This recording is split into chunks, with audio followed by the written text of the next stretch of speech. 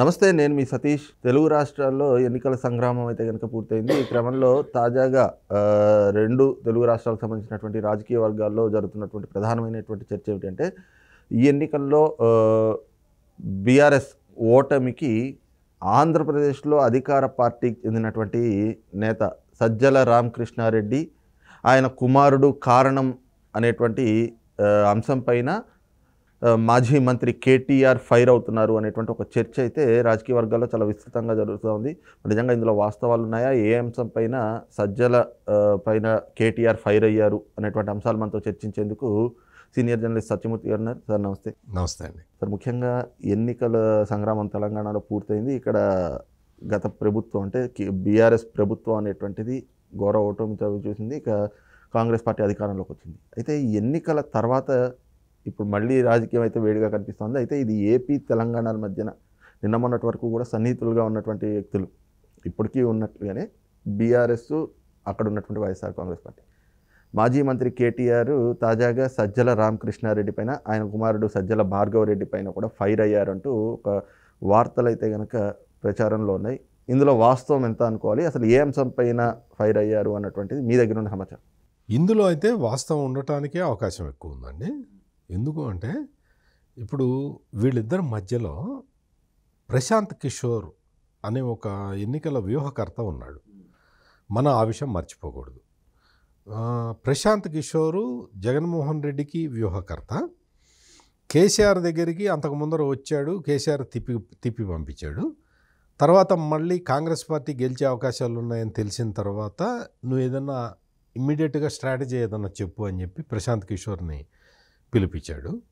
పిలిపించిన తర్వాత scene cut చేస్తే తర్వాత మనకి తెలిసింది ఏంటి అంటే, నాగార్జున సాగర్ మీద ఆంధ్రప్రదేశ్ ప్రభుత్వం వాళ్ళ పోలీసులను పంపించేసి ఉన్న 26 గేట్లలో 13 గేట్లని స్వాధీనం చేసుకుంది. అక్కడ ఉద్రిక్తతలు రెచ్చగొట్టింది. ఇది వ్యూహం. ఇది ఈ రెండు సింక్ చేసి చూసుకుంటే ఇది ప్రశాంత్ కిషోర్ కేసీఆర్ తోటి అటు జగన్ తోటి మాట్లాడి ఉమ్మడిగా అమలు చేయించిన వ్యూహం అని మనం అర్థం చేసుకోవచ్చు, సులభంగానే అర్థం చేసుకోవచ్చు. నాగార్జున సాగర్కి సంబంధించి ఈ ఉద్రిక్తతలు రెచ్చగొడితే కాంగ్రెస్ పార్టీ బలంగా ఉన్న ఖమ్మం జిల్లా, నల్గొండ జిల్లాల్లో ప్రభావం పడుతుంది. కాబట్టి తద్వారా బీఆర్ఎస్కి లబ్ధి చేకూరుతుంది అనేది ప్రశాంత్ కిషోర్ వ్యూహం. ఆ వ్యూహానికి అనుగుణంగానే ఆ వ్యూహం అమలు చేయాలంటే ఏం చేయాలి? తన చేతిలో ఉన్న మనిషి జగన్మోహన్ రెడ్డి కాబట్టి ఆ వ్యూహాన్ని అమలు చేయటం ప్రశాంత్ కిషోర్కి సులభం అయిపోయింది. ఈజీ అయిన తర్వాత వెంటనే దాన్ని ఇంప్లిమెంట్ చేసేసారు. అక్కడ ఆంధ్రప్రదేశ్ పోలీసులు వాళ్ళు జగన్కి ప్రైవేట్ ఆర్మీ లాగా పనిచేస్తుంటారు కాబట్టి వాళ్ళు ఎటువంటి ఆలోచన లేకుండా వచ్చేసారు, ఆక్యుపై చేసుకున్నారు. ప్రధాన ద్వారం ధ్వంసం చేశారు, వచ్చేసారు, ఆక్యుపై చేసుకున్నారు. ఇది జరగంగానే వెంటనే సజ్జల రామకృష్ణారెడ్డి అక్కడేమో ముఖ్య సలహాదారుడు, ఆయన కుమారుడు సజ్జల భార్గవరెడ్డి ఏమో social media in charge. Sajjala Bhargav Reddy ఏం చేశాడంటే కొన్ని రోజులు ఆగితే సరిపోయేది. అతను ఏం చేశాడంటే చాలా ఇమ్మీడియట్గానే ఏపీ ప్రయోజనాలు కాపాడుతున్న అపర భగీరథుడు జగన్మోహన్ రెడ్డి అని క్యాంపెయిన్ మొదలుపెట్టేశాడు. యువతల తెలంగాణ పోలింగ్ జరుగుతూ ఉన్నది.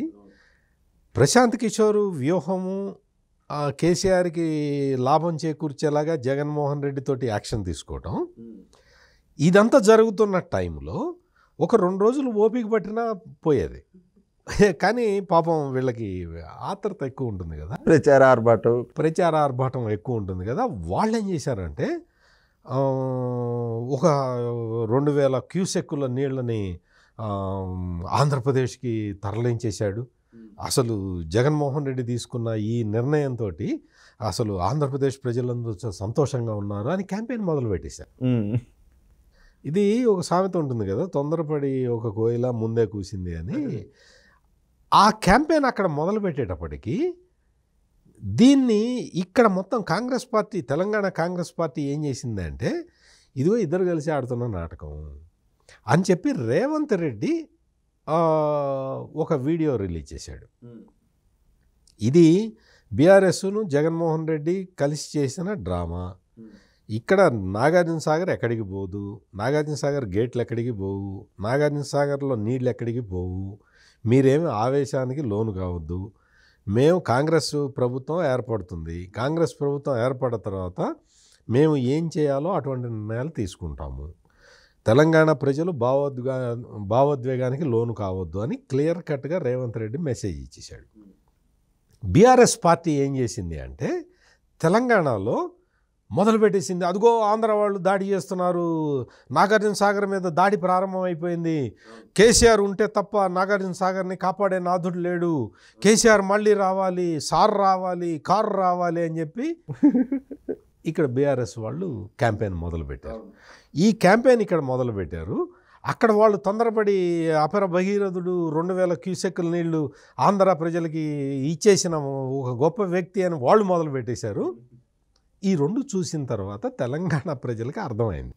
ఏమని అర్థమైందంటే ఇది ప్రశాంత్ కిషోర్ ఇచ్చిన స్ట్రాటజీ, అందువల్ల మనమేమి ఆవేశానికి లోను కావక్కర్లేదు అని ఒక స్థిరమైన నిర్ణయానికి వచ్చి నల్గొండ జిల్లాలో, ఖమ్మం జిల్లాలో వాళ్ళు ఎవరికి ఓటేయాలనుకున్నారో వాళ్ళకు ఓటేశారు.